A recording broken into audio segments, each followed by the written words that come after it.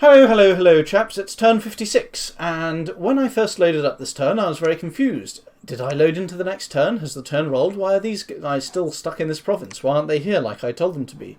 And then I read the messages, and I saw this.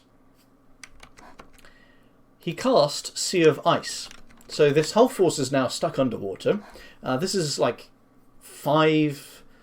plus 2, 7 good mages and 3 fairly good mages stuck underwater with a bunch of demons and these guys, which together probably cost about 100 upkeep per turn, or 70 maybe. So it's pretty bad news that they're stuck in here.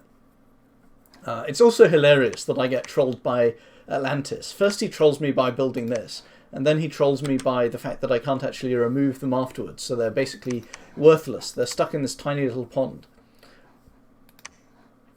What else has happened? Well, I'm sending a bloodstone to and next I'm also forging 2 flesh eaters, which I'm going to send to and then the turn after that, when I have enough blood slaves, I will forge another bloodstone that I'll send to and in exchange he will be sending me I can't even remember what it's called. He'll be sending me this item, the winged helmet. Huh. Wait, what? He said it was 40 gems. He told me it was 40 gems. I think it is 40 gems in the base game, but it must have got reduced. This got cost reduced. So anyway, he's kind of getting an amazingly good deal there, actually. I might have to ask him if I can cancel the second bloodstone. Whatever. I don't really care that much. I just want to get my winged helmet.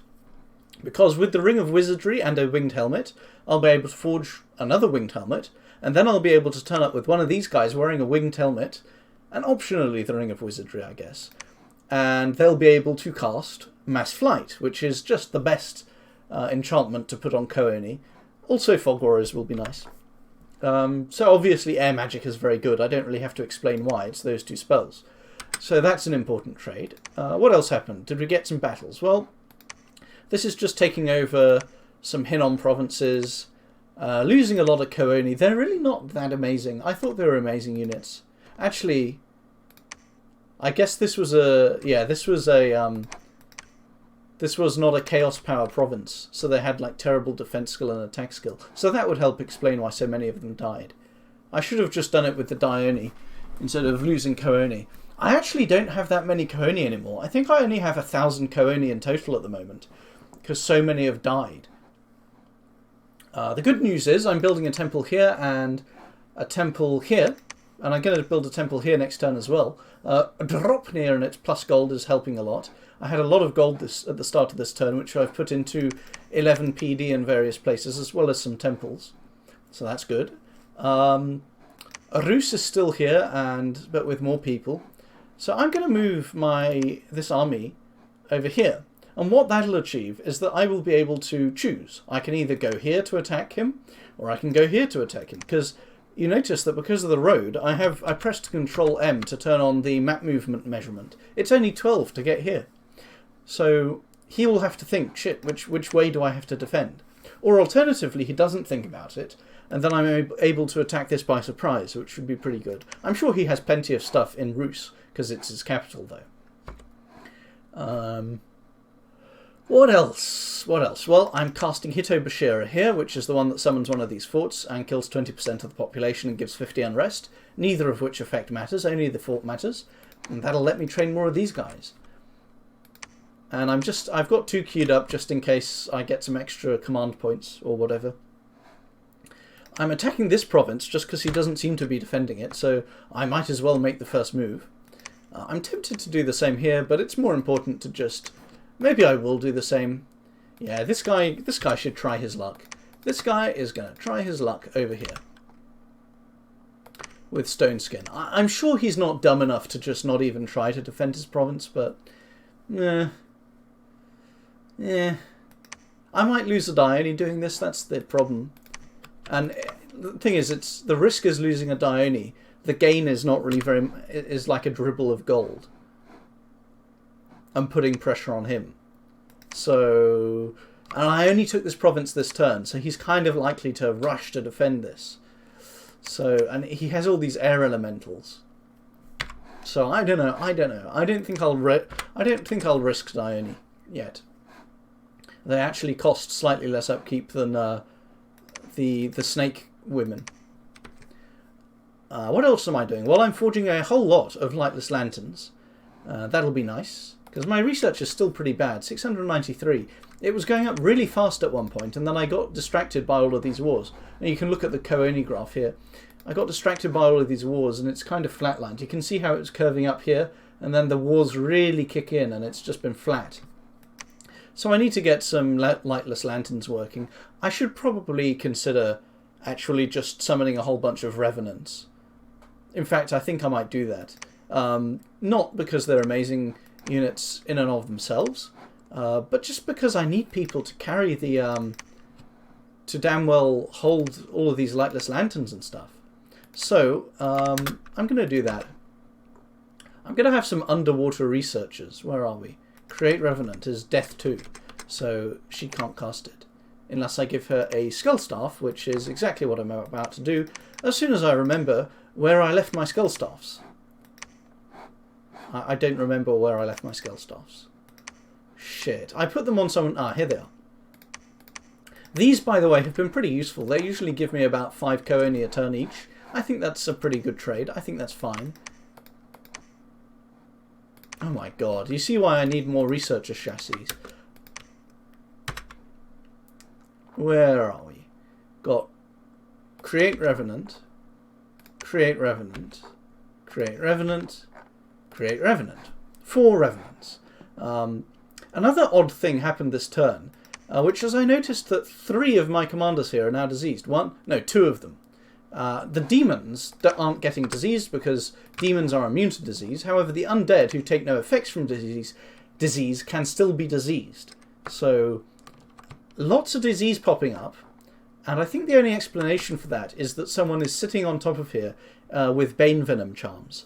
Now, it's not Hinnom because I don't think he has death gems. And I also peeped inside the fort with this guy and didn't see anything new except that he still has loads of fire gems on his mages. And I didn't see any Bane Venom charms. So the most likely candidate is Mashaka. It could also be this guy. And I'm tempted to say, hey, Bane Venom charms don't disease demons. But then he'll just move it around into my capital or something equally annoying. So I'm not going to tell him. He can just keep on trying to disease my demons. It's not really a strong tactic. It's killed I think it's killed 200 population each turn. That's not really amazing. I've got other provinces. And what was I going to say? So I'll move them off, and I have a disease grinder. Now the disease grinder costs 15 death gems, but I'm going to have diseases happening sooner or later in this game. I already have one. I think I'll make another disease grinder. And then I can cure these guys before they get too afflicted from their diseases. This unique item already exists.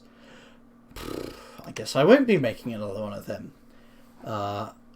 And these guys might die. Or no, they'll probably get afflicted. I only have 2 of them to cure, actually. So, yeah, they'll be fine with the disease grinder artifact. I also have her. She has cured someone's affliction. I think this guy had an extra affliction, or this one did. Battle Fright doesn't have Battle Fright anymore. That'll be useful for the Dione that got muted. Or feeble-minded, or dementia or something. I can't remember. Where did he go? I sent him somewhere, and now I can't remember where he is. But I remember that he's above ground. Ah yes, he's in this province. So this chap, it'll be nice to heal him. So she can go there along with him. Which is kind of stupid, actually. No, I was tempted to consider sending them there, but no, that's not necessary. I should also be bringing along loads of death gems on a Dione. Otherwise, I'm an idiot. We know that that's good. And I should be bringing along this chap with Bloodlust. So otherwise, I'm also an idiot on that account. So, and just to make sure I have enough blood slaves next turn, I'm going to send the scout over here as a courier. Blood slaves to forge Hinnom's next bloodstone. What else is going on? Well, these bloody altars, he appears to have 4 of them. They auto-generate blood slaves. They create 5 every turn, but they kill population. So I'm not too impressed by this. You can build them at Construction 7 with... where are they? Yeah, here they are. Nature gems require 35 nature gems. So you're exchanging something quite rare for something that is relatively plentiful. Blood slaves, like, there's no limit on blood slaves, really.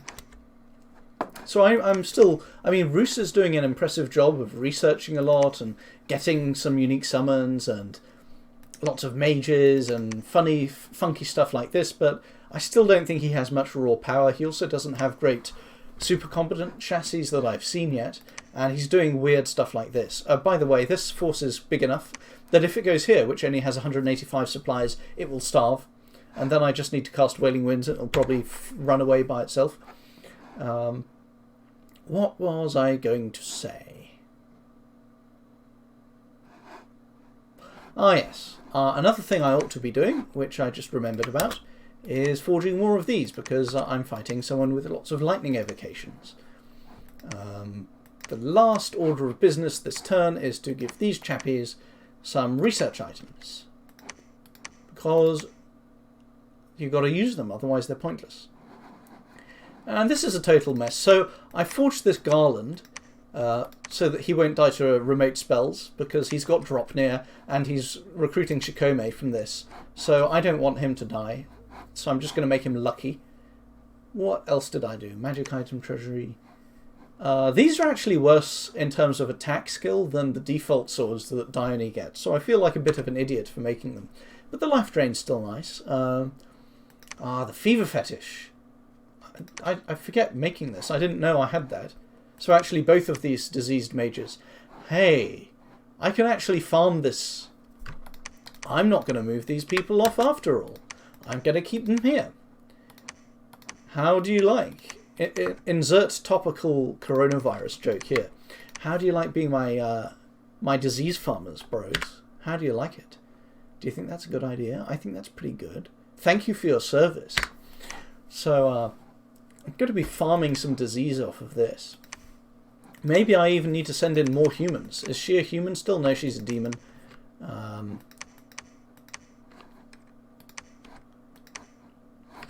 This guy's a human, so he can go back in.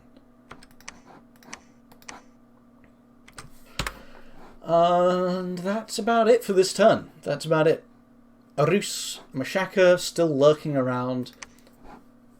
This combat is going over down here, so nearly got destroyed, but they're staging a comeback.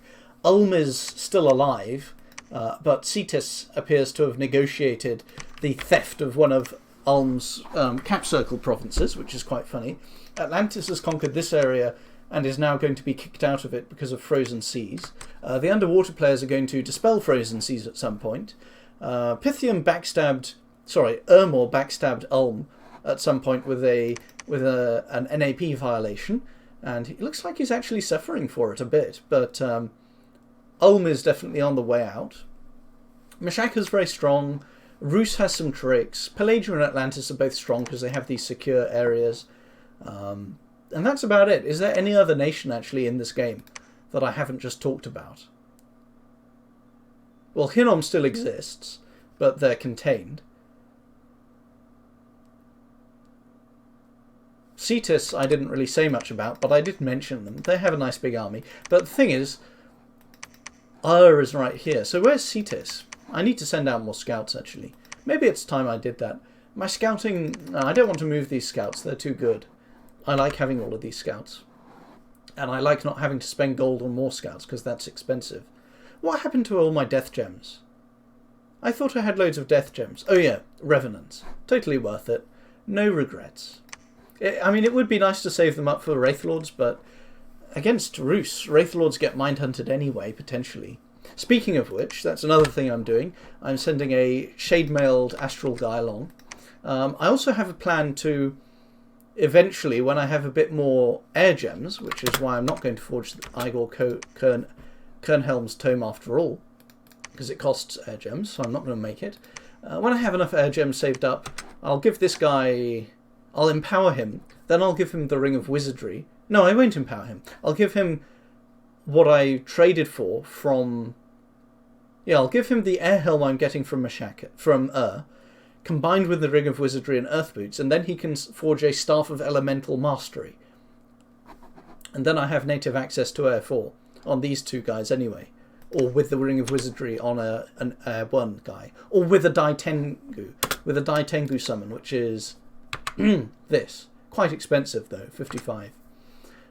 Or indeed with crystal matrices. There's lots of different ways I can do it. Maybe I should forge more slave matrices. I will when I have these astral mages trained. So I feel like I ought to make something.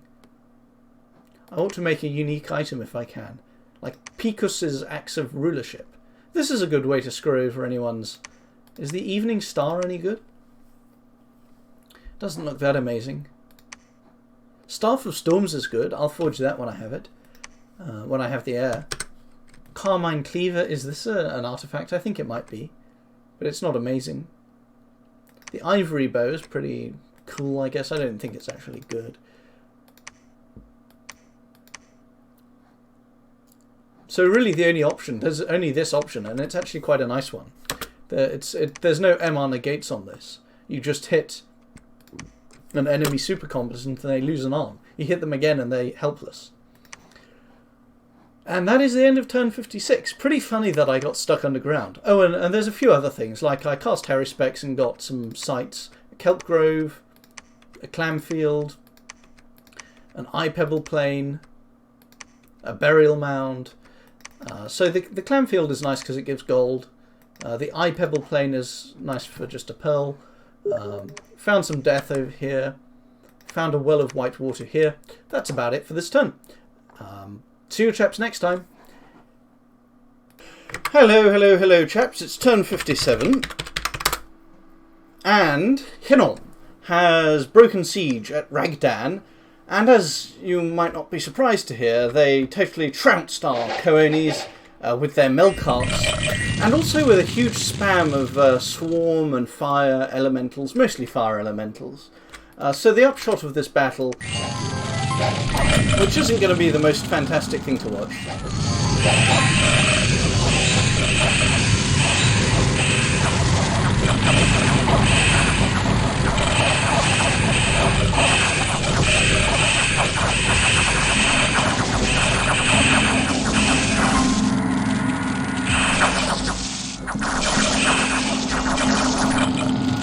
So anyway, the upshot of this battle is that I lost a mage, and he lost a lot of gems and a couple of sages, and he can now raid. He regained his province, and he can raid the adjoining provinces, and I lost 300 Cooni.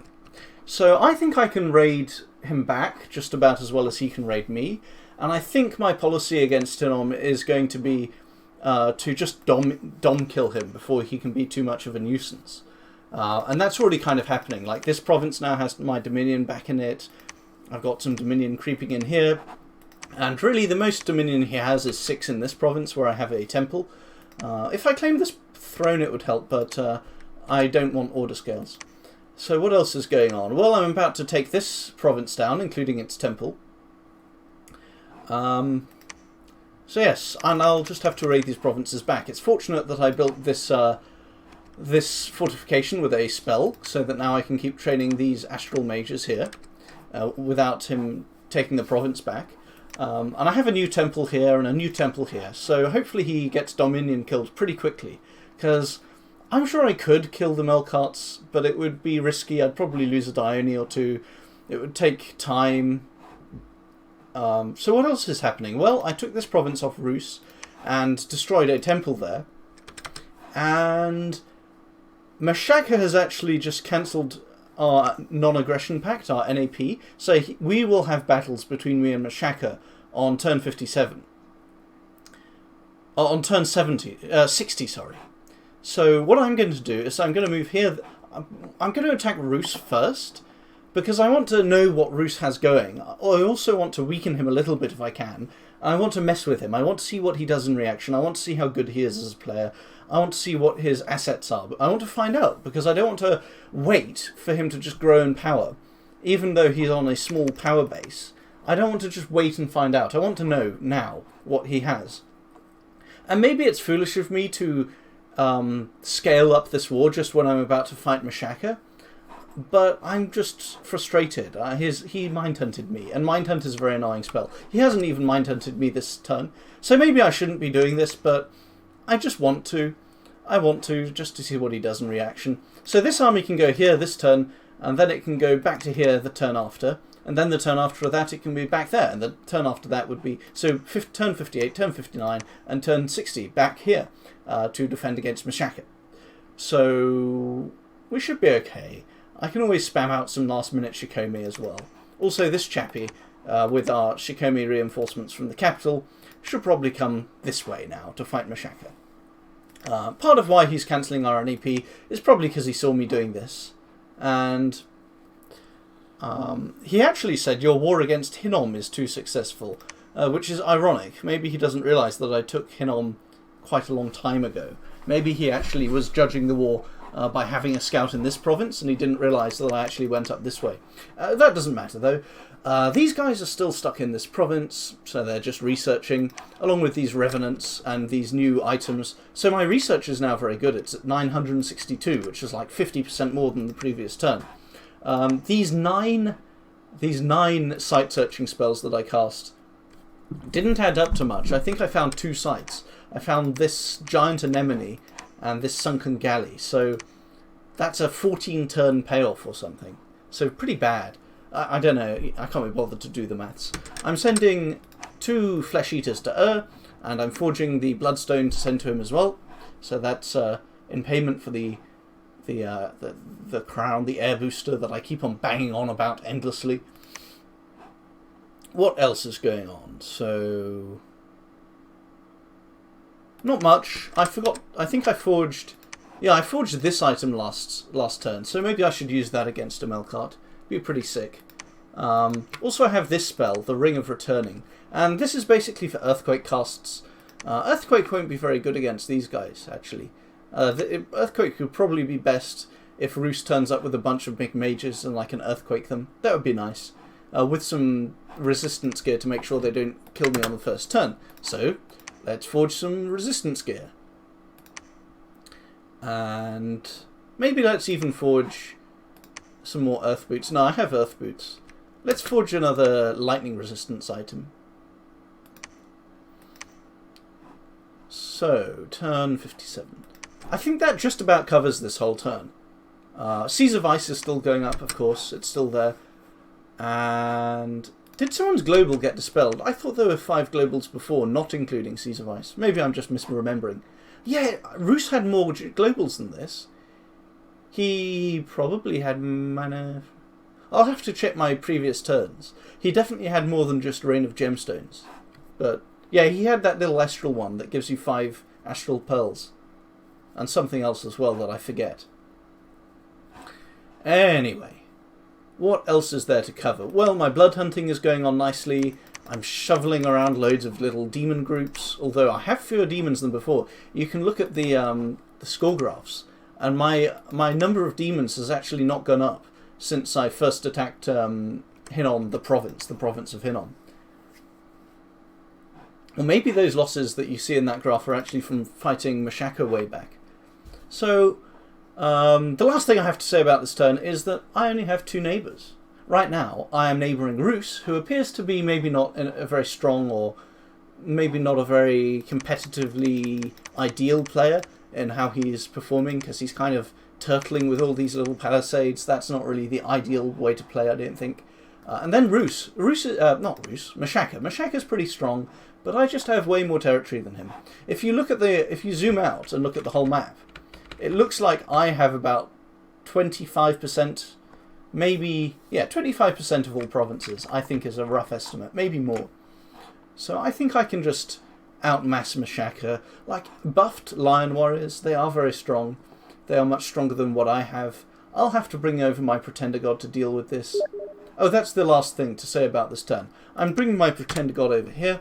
That's as far as he can fly from over here. I'm storming this fort with 2 Dione as well. And these attacks on Roos are basically just exploratory. I'll retreat immediately afterwards.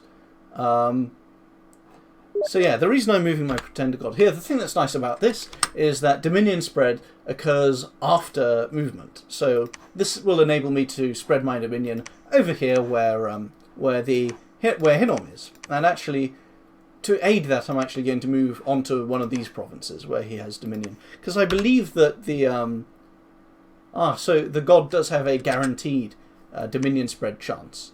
So it's nice to get rid of a guaranteed candle first, because I think Dominion spread chances are guaranteed unless they're against enemy Dominion. And this guy's Dominion score is probably 7, maybe 6, because he took an imprisoned, and he doesn't have any bonus. So and I have 11. He doesn't have any bonus from temples. So I think I don't know what the calculation is, but with 11 versus 7, it should be pretty strong. And that's why he is going to get dom killed fairly soon. Is this guy? I thought he wasn't a priest for a moment, but it's just because he has so many magic paths that it doesn't even show up. If I didn't have so much unrest here, I would train a priest just to preach. As for Hinnom, let's do the Hinnom report. Unrest in Hinnom is down to 163, and income is up to a massive 96. So that will close out turn 57. See you chaps next time. Hello chaps. It's turn 58, and I've attacked Rus, and I haven't yet seen what he's going to retaliate with, except for a couple of mind hunts. So the 4 battles were this one in the cap circle, and I'm going to storm this fort with anti-magic, wailing winds, darkness, a whole load of demons, and some other spell that I forget, bloodlust. So we should do okay there. Anti-magic is probably going to be quite important for something. I don't know what. I'm just guessing that it's going to be important. I can put these 2 chaps over here. So yes, maybe he will teleport his Idol of the Sun Pretender God. I can see it now. It's an Idol of the Sun. So it could teleport in and cast solar rays, in which case I shall definitely want to have anti-magic active on these chappies with their 12 magic resistance, and I'll also want these 3 chappies on advance and cast spells, so that they can eventually get in range to cast Shatter on the Idol. So over here I took this province, but probably I'm not going to keep it. So it's nice to get a couple of air gems, I guess. Failed to take this one because the 2 Hanyas ran into some bloat-maxed PD and died, so that was very embarrassing. That's another 20 gems down the drain. This chap is almost certainly about to get mind hunted, so that's also quite bad. Yes, so it's all a bit of a shit show. That's 135 Koanis, completely rudderless because of this dead person. I'm going to send this chap in, though, and he has 40 shock resistance, which is actually ridiculous overkill, so I can take this off and give him a ring of regen instead. So now he has 25 shock resistance, which is fine. And what spell should he cast? Well, Iron Skin might be a bit unwise. 20 shock resistance. 20 shock resistance is enough. That'll do fine. So that's what I'm doing against Rus. And then there's Hinnom. So Hinnom sent me a message on Discord saying he realises now that I'm trying to dom kill him. He was sitting in here waiting for me to attack him again. It didn't happen, and he realised my true plan, which is coming along quite nicely. In here, the Dominion has gone from 5 to 2. Here it went from 6 to 5. And it's also creeping in the other provinces that I'm not keeping track of so closely. A bit of a problem that it went from 1 candle of mine to 1 of his over here. But I am building a temple here, and my Pretender God is still lurking around in the neighbourhood, as well as my Prophet still preaching here. Additionally, I put the Fire Skull on this chappie, and he's casting Call the Tesso, which costs 12 fire gems and has pretty high path costs, so only a Dione can really... No, actually a Hanya could cast it too, but it destroys the temple, which is bally fantastic. Oh, and it also reduces Dominion by 2. I didn't notice that. So I could actually spam this, potentially, just to really finish it off, but I don't want to cast it on my own provinces. So never mind, I'll just cast it on this one. I should have done that a while back, oh well. So that's what I'm doing against Hinnom, and if he tries to destroy my temples, I will have forces in place to oppose him, including, of course, my flying Pretender God. And I might re-gear him I might re-gear my Pretender God to... they must be in different provinces. I might have to re-gear him to fight, to have a Ring of the Warrior, a Burning Pearl, and a different shield, a Vine Shield, and a Darkness Power helmet, just so that he can get up to 38 attack skill when berserked, and then I can send him along with the Dione. Speaking of Diones, yes, I'll use this one probably. I can send him and this Dione into this province, and they will be able to... I need more of these boots to make sure people can get places in time. And they will be able to cast Darkness, and then my Pretender God can just wail on these Lion Warriors quite easily. And he will have Absurd, he will have Awe, he will have pretty decent defense skill compared to their attack skill in Darkness, and he will have loads and loads and loads of attack skill, and that should be good enough. Between Awe defense skill and attack skill, should be able to kill them. So that's about Mashaka. Next turn I'll order the commands to attack Mashaka because our NAP will have worn off. It looks like he's planning on attacking up through here, which is odd. I don't know why he's doing it that way, but he is. So I might even attack this Palisades. That might be good. I could pick off this Palisades. Well, the problem with doing that is if I do that, then I end up with a new neighbour, and a new neighbour is someone who might attack me. The same actually applies, now that I think of it, to attacking this province. So, I mean, I think Rus has this, Mashaka has this province, but someone else has these ones, I'm sure. So, attacking down here is kind of inviting someone else to fight me. Let's have a look at who that could be. Well, not Hinnom, not these two chaps who are trapped under the sea, not Rus, not Cetus, who is too far away, I think. Oh, it could be Cetus, actually. Or, I think Ulm is kind of dead. This is probably actually Mashakan territory as well. I should send this chappie down here to scout it.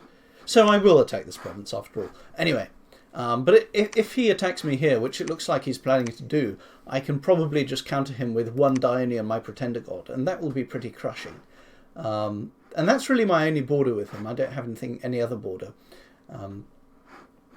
It's strange how, despite ruling this huge area at the top of the map, well, because I'm at the edge of the map, I only have two neighbours. It's pretty crazy. What else is there? Well, I found another nature site with this. Another little +1 nature gem with Harrow Specs. Got the winged helmet. Did I talk about the winged helmet yet? So I got the winged helmet from as part of our trades, and it's now on this empowered Dione, who is going to summon a Dai Tengu, who is a Air 3 mage, so then the Dai Tengu can wear the helmet, and combine it with this little synthetic communion.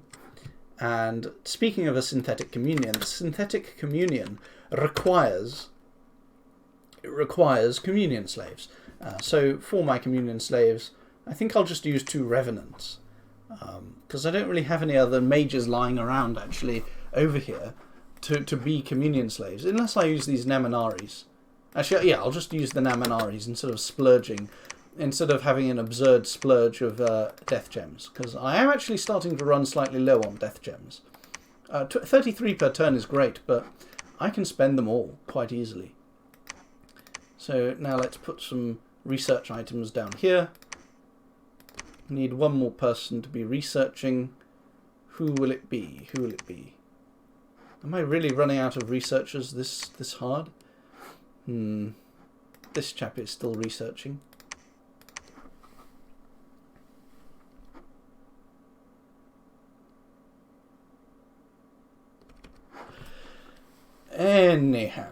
Anyhow, so I'm sending in a Dione to try and rescue this province, and I probably talked about him already with shock resistance. Well, I can't really talk about this turn anymore. We shall see what Mashaka and Rus do.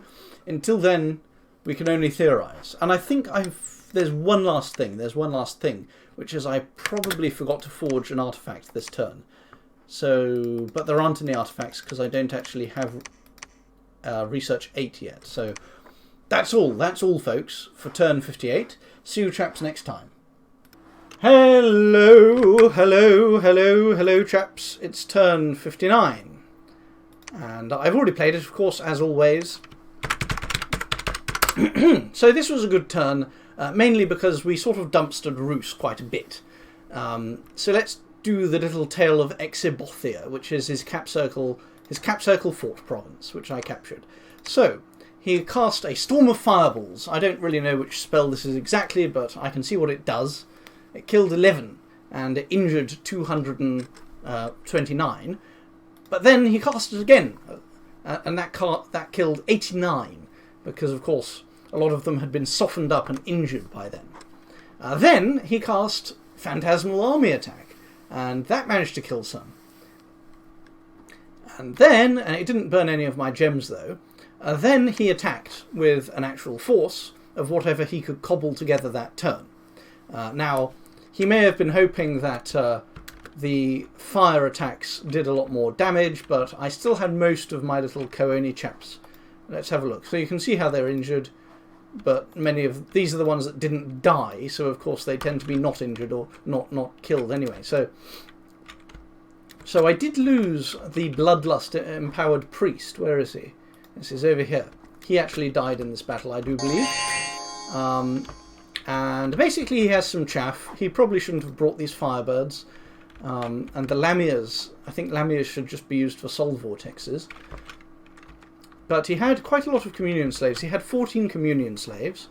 And to lead his communions, he had this chappie with lots of ice elementals. And this one with lots of air. And he also had this chap who wasn't actually part of the communion because he didn't need it because he's already Astral 3. Astral 4 with that one. And then there's this heart, this white heart. Now, gauging its utility, well, it spreads fortune and generates an air gem per turn, so that's quite nice. Well, and it summons some deer, which are used for patrolling, I suppose. But as a combat chassis, it's not useful. And as a mage, it's just another air 2 or nature 2, nothing. So I would never bring this to battle, like the Firebirds. So he definitely lost a lot of long-term useful stuff. He lost an air gem per turn. He lost some events, and he lost 4 Alquills as well. Anyway, he casts some stuff. So I'm casting Darkness and Wailing Winds, and Wailing Winds may have actually been a mistake, because it made a lot of these mages run away before I could kill them, ironically. But that's just, I'd rather just win battles and not worry too much about that. So one of the things he cast was Immaterial Army, which appears to be different from Fog Warriors, but has largely the same effect, unless he cast Fog Warriors without me noticing. So he also cast Grip of Winter, but the battle didn't last long enough for it to destroy me. Let's see if my priest has died yet. Oh yes, it looks pretty...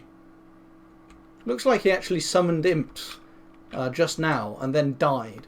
We might even see him in the turn log. No, that doesn't matter. Oh, Lucky Floof is preparing to cast... Lucky Floof. Oh, he has... This is a prophetized thingy. That's very strange. He must have He gift of reasoned this to then prophetize it.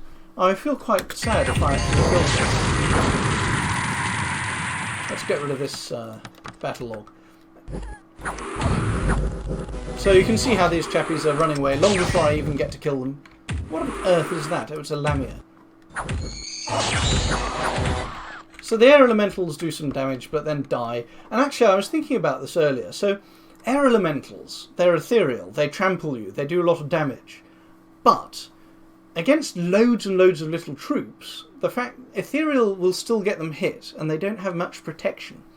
So actually, lots and lots of Koeni might actually be reasonably okay against air elementals, because they're not that valuable if you lose them, and they have lots of chances to hit them for 16 damage, or 20 if you cast Bloodlust.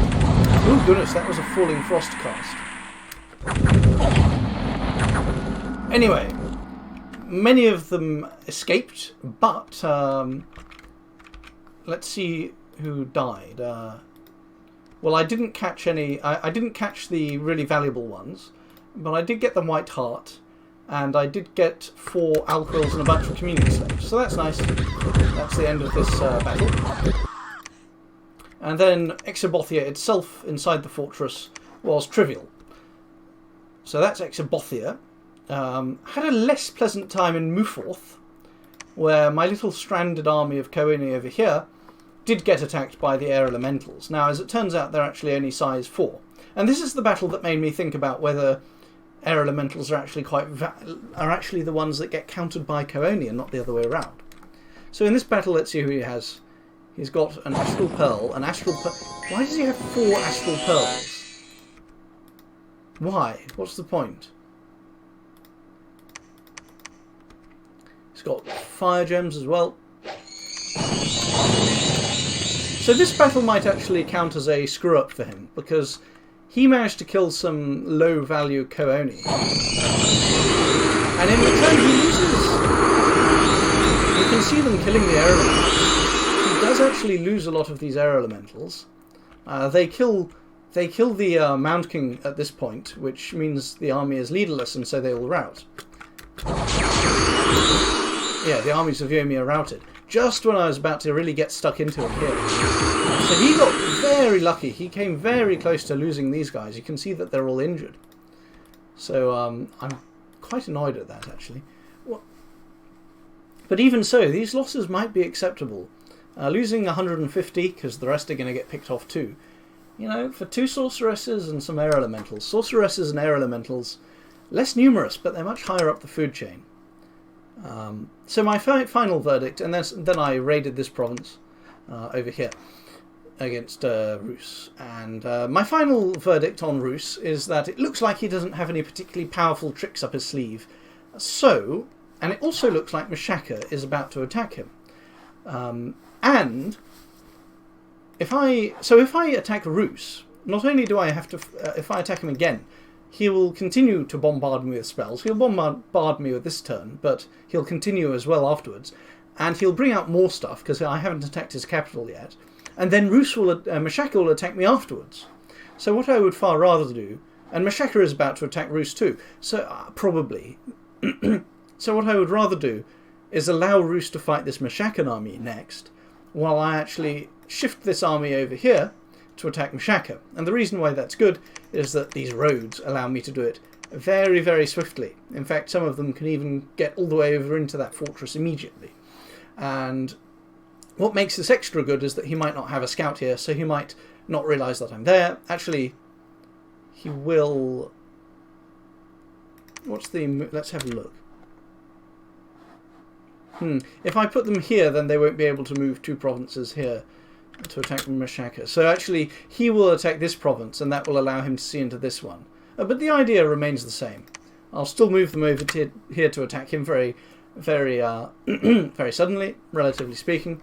If he attacks this fortress this turn, I've got 2 Dione with bodyguards patrolling outside it, and they should be able to fight Njonjo. I'm not going to defend these 2 provinces. I will defend this one, though, because this river is frozen. I need to remember that. Now here, he has Jojo. He's renamed this chap to Jojo. So what I've done is renamed... There's a character limit that's quite stringent, but I've renamed this Dione Expected PD, but it was me, Dio, the Dione. Oh, no, the Dione isn't part of his name. That's just the unit name, of course. And my script to deal with this chap is actually attack immediately using flying boots. And the reason for that is that his buffs are going to be just as good or better than mine, because he's a nature mage, so he can regen himself. Maybe I should cast Bless, actually. What's my Bless again? No, I don't really need it. Because my plan is to use Picus's Axe of Rulership to just instantly chop his arm off. And then it kind of doesn't matter what happens. It doesn't matter if he has an anti-demon weapon, because I can just chop his arm off immediately, and that will just destroy him. In fact, he'll have to drop it, unless it's a one-handed weapon. But yes, hopefully I can just dumpster him. He might actually one-hit kill my Dione, because it's if it's an anti-demon weapon, but what can you do? What can you do, man? Maybe I should bring in some... No, there's nothing I can really do about that, I don't think. I won't bother. I'm just going to hope that he doesn't one-shot me with a whatever those weapons are called. I'm going to attack this bloated PD with a Dione, and I'm going to move into here with some Co-Oni, so that they can defend if he tries to attack this province, and then they'll move over to siege down this palisades, assuming the Dione is successful. I don't have to be so worried about these air elementals. Then there's Hinnom. Well, Hinnom now has 3 candles in his province, up from -1 last turn. He had 1 of his own, now he has 3 of mine. And the Tesso Temple destruction really did work. It's good, it worked very well. Not only will it remove a temple check, of course, it also weakens the effect of preaching. Preaching is 50% more powerful when there's a temple that you're doing on top of. And his dominion continues to dwindle over here. He actually has none left in these 2 provinces. They're now neutral. This one is down to 2, and this one is down to 4. And in hopes of... he said he was going to attack me, but he's actually sat in the province again. So in hopes of snuffing him out next turn, or even the turn after that, I shall move my Pretender God here to get those sweet guaranteed checks. So I actually won't be moving into this province after all. But I'll still have this chappie along for the ride, with a darkness helmet, and maybe they can switch helmets. Oh, he actually is wearing the darkness helmet. Tell you what, I'll give him the magic resistance helmet. No, he doesn't need the magic resistance helmet. And I will script this guy actually to cast darkness. And along with them, I will have this chappie just as an anti-mind hunt guy. So he's sneaking around, and he's got flying boots, and this to just protect him from random stuff. So that deals with those guys.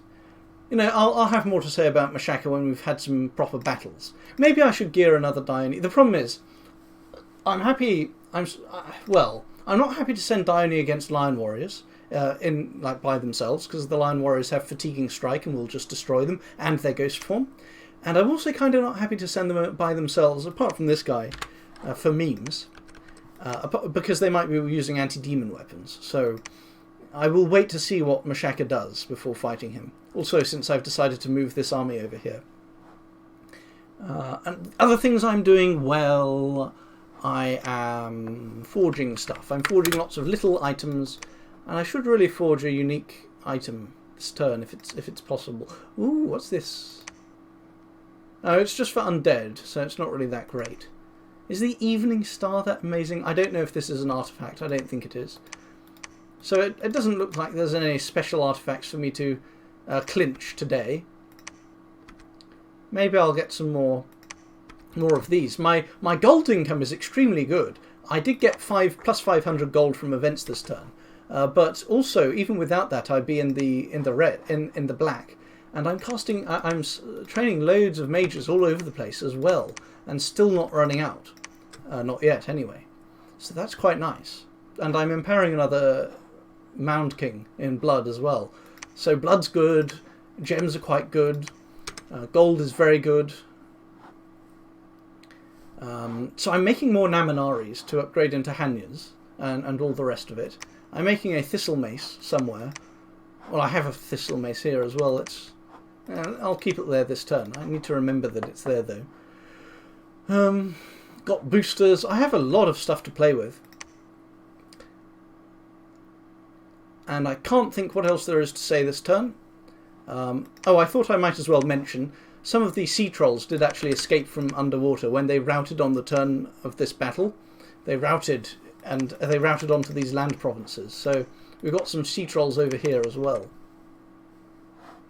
And my army size is on a slight downward trend currently since its high point. It's still sort of trending downwards. We had a period of peace there though. But against Mashaka as well. And probably Roos is going to hammer these guys with another round of attacks. They must have got doomed as well during that battle. So that's going to be pretty brutal. Did Akura actually kill anything in that battle? Exobothia. Looks like he didn't. So I'm still kind of inexperienced at using Dione in the context of battles. Did I have him scripted to attack? Why didn't he kill anything? Why has he only got 1 kill? Let's watch.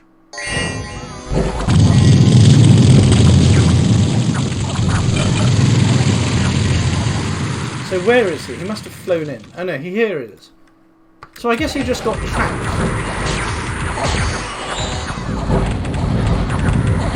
Oh, he got numbed by Grip of Winter.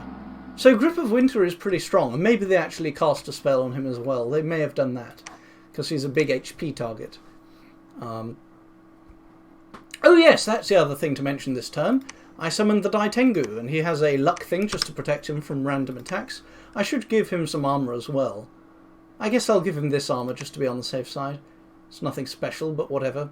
Oh, actually, I can't give him this, because then he won't be able to cast spells using the air hat. So I better give him luck from an item. I shall give him a lucky shield. The luck shield. But he can have this for now. What else can I give him? I want to make sure that these very valuable mages, like this guy costs 55 air gems, I want to make sure he doesn't die randomly. But this should be good enough though. I'm forging lots of little items like that. Oh, and my disease gem factory is going well. I collected 2 from the fever fetish this turn, and 2 fire gems and 1 death gem. And I also have this item to cure disease. And I have a site here that causes disease. And a mage that got diseased. So it's all working quite nicely. And yeah, that's about it for this turn. I really can't think of anything else. That's turn 59. See you chaps next time.